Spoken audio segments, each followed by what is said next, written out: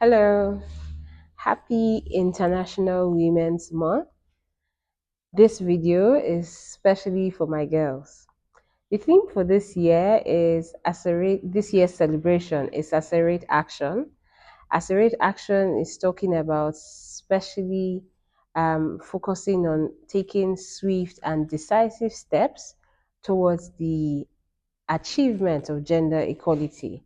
We all know that we can't talk about gender equality without talking about at women advancements, which is the focus of the celebration and what International Women's Day and International Women's Month continues to call attention to. How do we achieve, how do we promote the advancement of women in all spheres? So this video is especially for my girls.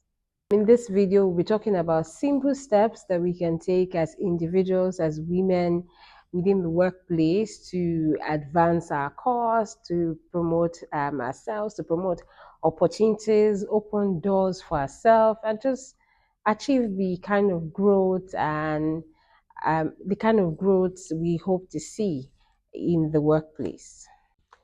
One, speak up with confidence. During meetings, in gatherings, we find ourselves in the workplace. I've heard ladies say things like, a lady is trying to speak in a meeting and makes a statement like, I know this thing I'm about to say may not make sense, but I'll still say it.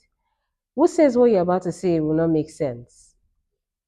Why don't you just say it? Why don't you just go ahead and say what you want to say? Who says the other people in the meeting even are going to say things that make sense? Who says yours will not make sense? Whatever it is, be it a question, be it something, a clarity you need, just go ahead and say it. You said it. It's on them whether they understand or they think it doesn't make sense. Just say it. Speak up with confidence. Don't water down what you're about to say before you say it. Saying something like, I know this thing I'm about to may not make sense, already waters down the value of the input you're about to make. So delete statements like that when speaking up or contributing in meetings. Go ahead and say what you want to say confidently. Two, negotiate what you deserve. We could spend a whole day talking about negotiation. I'm not sure that's a topic we can exhaust in just a few lines. I found through the course of my career that women don't do as well negotiating what they deserve or what they are worth as much as men. I remember a particular incident. We are having an interview. We're trying to hire a senior finance professional, and I was working as a third party recruiter.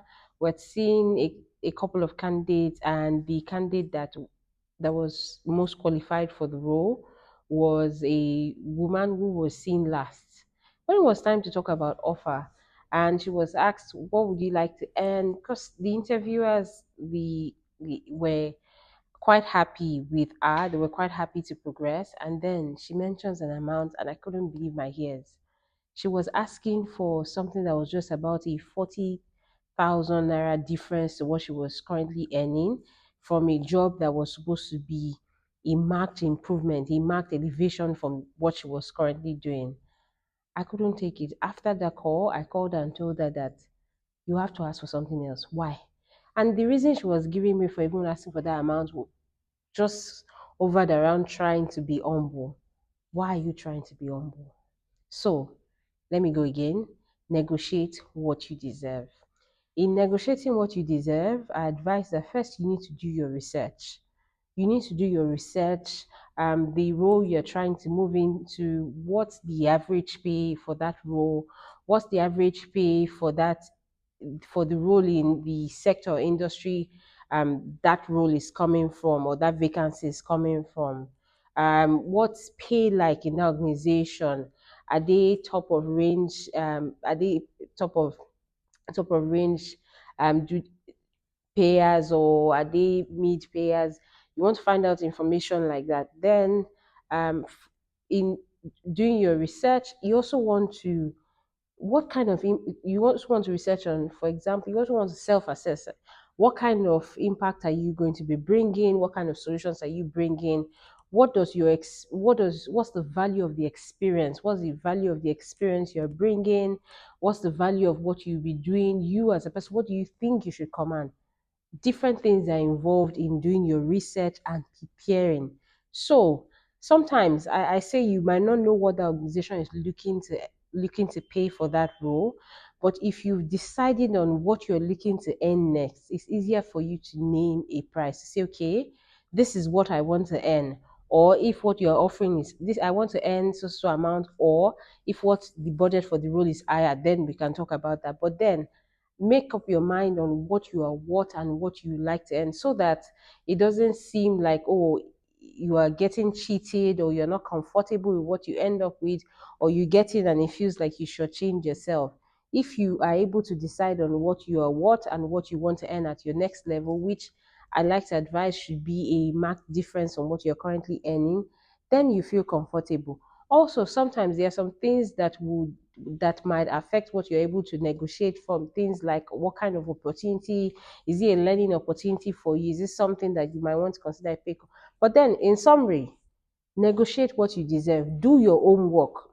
Do your own work for you to be able to ask for what truly is what your time, is what the effort, is what the experience you'll be bringing to that role. Another day we'll talk about negotiation in detail, but just in summary, once again, negotiate what you deserve. And remember that negotiation doesn't only happen when you're changing jobs. Sometimes it could happen as regards asking for pay raises, asking for new opportunities within your current role, or you get redeployed or switch jobs and you need to ask for an increase in pay. So do your own work, be prepared, negotiate what you deserve. 3. Develop professional confidence. I probably heard the phrase professional confidence first time in 2018, 2019. Professional confidence talks about believing in your abilities and skills enough that you now have you trust them enough that you're able to communicate clearly. You're able to communicate clearly, and you're able to communicate of value. Like, you trust your ability, you trust what you can do. So you're able to carry yourself that way and contribute with value and communicate clearly. That's in summary. And you don't just wake up and develop professional confidence one day, or it does not just come upon you. One of the things you can do to build your professional confidence is building up your knowledge bank. So when I say building up your knowledge bank, how knowledgeable are you about the happenings in your field? For example, I'm an HR professional. Do you know what is happening in the world of HR as of today? Are you up to date? You work with an organization. Are you up to date with what is happening in the business? What moves the business is making? What objective the business is making? Are you up to date with what is happening as regards labor law in the different countries? For example, if your business is not only in one country, what do the laws say about how your business operates, about the human resources policies you put together? Are your policies up to date? Do you even understand? Do you even know what the policies do says? Do you know what the business is about? Do you have correct information? Are you up to date? Those are the different things that will help you build your professional confidence. There are things that will support your ability to be able to speak confidently. There are things that will support your ability to be able to contribute valuable insights, to be able to contribute valuable insights, to be able to give out valuable information and speak with impact, speak with confidence. So today, invest in developing professional confidence. They're different. It doesn't have to be something, or you getting a certification. Sometimes you need to really sharpen your ability to read, continue to read and stay up to date, read as much articles, join forums, listen to what is happening. So yeah, just build up professional confidence. Just to add to professional confidence, you've heard the statement dress for success before, right? That's very important. In developing professional confidence, you also need to pay attention to how you look. Dress for success, dress the way you want to be addressed. Um, it's important that you understand the context, the setting of wherever you want to show up, and dress to be successful. If it's how you show up to work, if it's how you show up to work, if it's how you show up to meetings, it is important that you look good, so you begin to feel good too. If you look good outside, it has a way of also helping your confidence level, that you feel good um, wherever you go. As I grow older in this 9 to 5 world, I realized that one cannot overemphasize the next point, which is leverage, mentorship, and sponsorship. At every point in our career, there will always be people who have gone through whatever we're going through, or people who know it better than us, or have been in that position, or have experienced it before, and then people who are in positions of higher influence or authority than we are. We need to find those people within our spaces and see how we can leverage that experience. When it comes to mentors, you need to find people who have more experience in different fields. That it doesn't have to be one mentor across the different spheres of it can be one mentors for each for the different spheres of your career, or one mentor for different situations or different experiences you like to learn from. So yeah, leverage mentorship, sponsorship too. There are people who will be in rooms where your name needs to be mentioned, that you might never get the opportunity to get into those rooms. So it's very good that you build that relationship, so you have people who are able to mention your names in rooms where you want your names mentioned. I remember that these relationships too, it will take some work on your part for you to be able to leverage. So look into leveraging mentorship and sponsorship on how you can develop mentors, and you can also get sponsors into those spaces you like to be. So it's an advice to myself, just the way I'm advising you too, this 2025, let's work hard at leveraging the value in mentorship and sponsorship. Last month, I had recorded a video where I talked about goal setting for the year, and one of the things, the point I'd mentioned in that video was tracking and celebrating your milestones. So that's point 5. It is very important as ladies in the workplace, as career professionals, that when we set goals and we decide on what our milestones are, in achieving those goals, we track to see that we're actually hitting those milestones, and we celebrate. Celebrate your milestones. You're putting in the work. It's very important that you also take out time to assess your progress and celebrate as you hit those milestones. And you can celebrate in different ways. There was a time in my life that I like to buy myself ice cream every time I hit my milestones.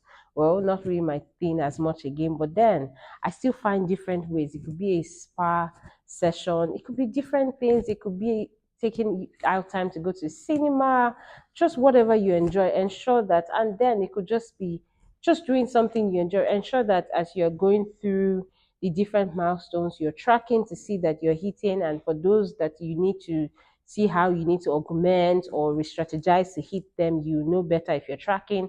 And at the same time, as you're achieving, you're also remembering to celebrate those milestones. One thing tracking your milestones also does is you are able to quantify the value you bring when you actually track the progress you've made. So if you join a new job and you really track your milestones, at the end of a year, you're able to say, this is what I was able to do for this business.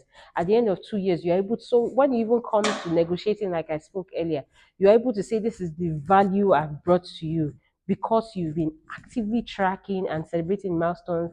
And when you celebrate, sometimes it's also good for you to be loud about it. Let people know.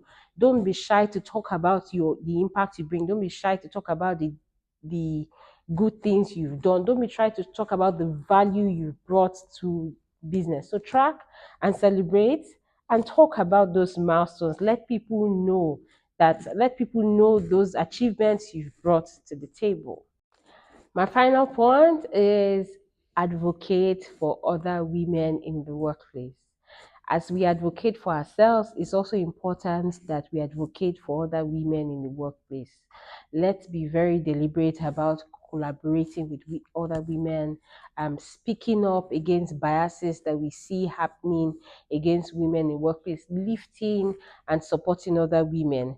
It's very important that we get ourselves, women, to also commit to a good level of excellence. But then let's remember to show up for women, to collaborate, to support, to celebrate when women like ourselves also experience big wins or deliver very good value. And when women are also low in the workplace, be the one to lift and just propel them for more success. There's different biases that will come up from time to time. It's important that we speak up actively against them. I've been in situations where I've had to speak up against hiring process, things that happen within a hiring process that didn't look good or was not a good experience, or you find out that something is happening in a situation and it's like a bias based on gender, or a woman not having a good experience by virtue of her gender, or something she can't control by virtue of being a woman. Be the woman who speaks up for other women, celebrate other women. So, once again, happy International Women's Month, happy International Women's Day, happy International Women's Day celebrations all month. It is my prayer that by actions that happen this month and through this year, we're a lot of steps closer to achieving gender equality and properly, actively supporting the advancement of women and our causes. Do enjoy the rest of your day. Till next time.